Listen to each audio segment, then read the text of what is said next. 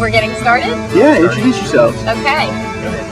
I'm Kris Lewis-Waldron, and Kris and Kris. And I'm the Director of Education at the Philadelphia Zoo. I've been here since 1996. I'm Chris Waldron, Curator of Carnivores at the Philadelphia Zoo, and been here since 1995.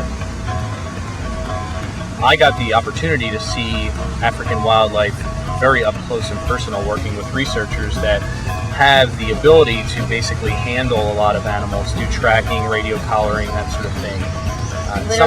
Living with the lions. Literally living with the lions, yeah. And some of the experiences were pretty intense. And I always classify experiences in two ways. I think there are physically dangerous experiences, and then there are psychologically dangerous. And I think some of the scariest for me have been psychological. I would say, well, I've been riding horses since I was 8 years old. Yeah, we have a farm. We have a horse farm with 2 horses and a cat, which we rescued from the zoo.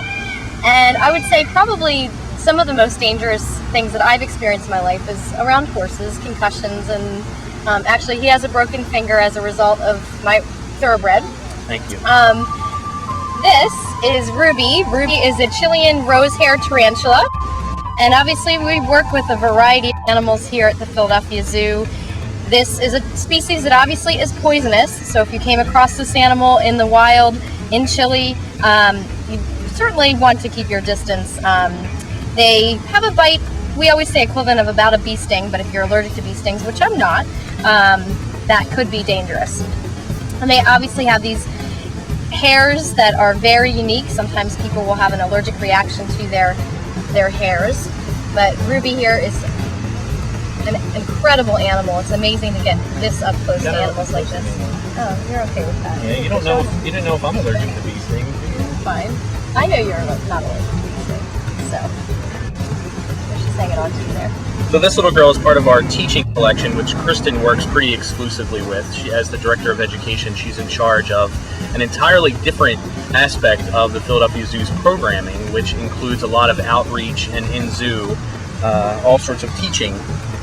The animals that I work with are obviously a little bit of a different collection. Just as scary as this guy. Okay, Ruby, you can let go of him now. She has a little bit of a liking to you, I think, Kris. She's cute. Yeah. We're going to go over and see some bigger guys than this one. 2 Nile hippos. So let's go. Slightly bigger. Slightly bigger. Yeah. These are both girls. These are both girls, Cindy and Una, both born in 1989. They've been at the zoo since about 1990. Okay. So when they were pretty young. So this is Cindy, and this is Una coming up behind. Typically we have one animal that's a little bit more dominant than the other, so we'll make sure that she gets the food first. You notice that they've got a couple different types of teeth that they're showing off here. The ones in the front are not the ones that they're using for the mastication, the chewing. They're actually throwing a lot of this food back down into those flattened teeth. The ones at the front are typically used more for defense, and they're also used to pull large pieces of grass off the land. Obviously, hippos are the most dangerous animal in Africa, so this is not something that you want to get this close More to. so than lions? Yes, they're extremely territorial. It's not like they're out to eat you. They are upset that you are in their space. Cindy likes, well, we'll see if she comes up a little closer. She's a little busy right now eating, but she likes her tongue tickled. So when she does put her head up, that's one of the coolest things, to feel a hippo's tongue, and she'll literally stick it out for you to tickle it. These guys have such great characteristics too. One of them is that they will actually secrete a reddish substance, and it's used kind of like a sun protectant. So oftentimes you'll see them secreting this red substance on their body. It's not blood, it's just the way that they can protect their really sensitive skin.